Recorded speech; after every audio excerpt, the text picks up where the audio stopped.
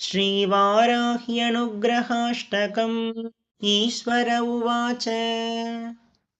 ॐ मादर्जहत्रसननाडगशूत्रधारस्त्वत्रूपमाकलयितुं परमार्थधोऽयम्।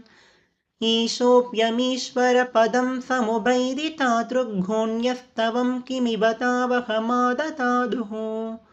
नामानि किन्तु कृणदस्तव लोकतुण्टे नाडं परं स्पृशदिदण्टधरस्य दण्टः। यल्लेसलम्पितभवां पुनिदिर्यदो यत्त्वन्नाम संश्रुतिरियं ननु न स्तुतिस्ते।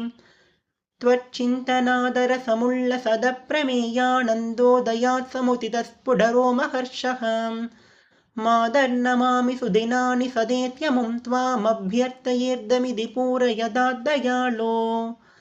इन्द्रेन्दुमौलिविधिकेशवमौलिरत्नरोषिसयोज्ज्वलितपादसरोजयुग्मे चेतो नतौ मम सता प्रतिबिम्बिदा त्वं भूयो भवानि भवनासिनि भावये त्वाम्। लीलोद्धृतक्षितितलस्य वाराहमूर्तेर्वाराहिमूर्तिरखिलार्थहरि त्वमेव।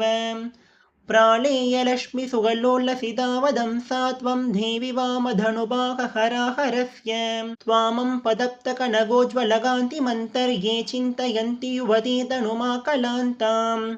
चक्रायुधां त्रिनयनाम्बरभोक्तृवक्त्रां देशां पदां पुजयुहं प्रणमन्ति देवाः। त्वत्सेवनस्खलितपापशयस्य मातर्मोक्षोऽपि यस्य न सतो गणनामुपैति। देवासुरोरगन्नृपूजितपादपीठः कस्याश्रियः सगलु भाजनतां न दत्ते।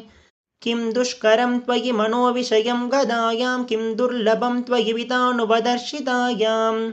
किं दुर्भरं त्वयि सकृत्स्मृतिमाहदायां किं दुर्जयं त्वयि कृतस्तुतिवादपुंसाम्। इति श्रीवाराह्यनुग्रहाष्टकस्तोत्रं सम्पूर्णम्।